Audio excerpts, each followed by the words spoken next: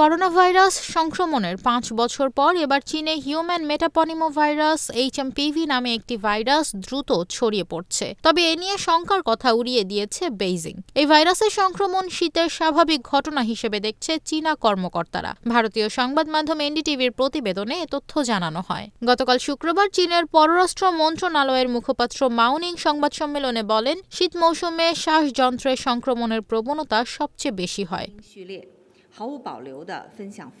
নাগরিক ও পর্যটকদের আশ্বস্ত করে মাও বলেন, আমি আপনাকে নিশ্চিত করতে পারি যে সরকার চীনের নাগরিক এবং বিদেশিদের স্বাস্থ্যের বিষয়ে যত্নশীল। এখন চীনে ভ্রমণ করা নিরাপদ।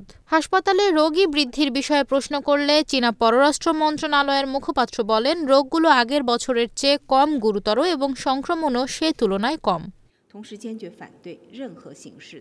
এ সময় নাগরিক ও পর্যটকদের চীনের জাতীয় রোগ নিয়ন্ত্রণ ও প্রতিরোধ প্রশাসনের নির্দেশনা মেনে চলারও আহ্বান জানান মাও। গত কয়েকদিন ধরে চীন জুড়ে শ্বাসকষ্টজনিত অসুস্থতার আকস্মিক বৃদ্ধি ঘটেছে, যা মানুষকে করোনা ভাইরাস মহামারীর কথা মনে করিয়ে দিচ্ছে। ইন্দোনেশিয়া, ভারত ও জাপানের মতো প্রতিবেশী দেশগুলোর গণমাধ্যমও এ নিয়ে প্রয়োজনীয় সতর্কতা অবলম্বন করতে সতর্ক করেছে। HMPV প্রায় 2 দশক ধরে পরিচিত হওয়া সত্ত্বেও এর কোনো ভ্যাকসিন নেই। ভাইরাসটির বিস্তার রোধ করতে স্বাস্থ্য বিশেষজ্ঞরা সতর্কতা মেনে চলার আহ্বান জানিয়েছেন।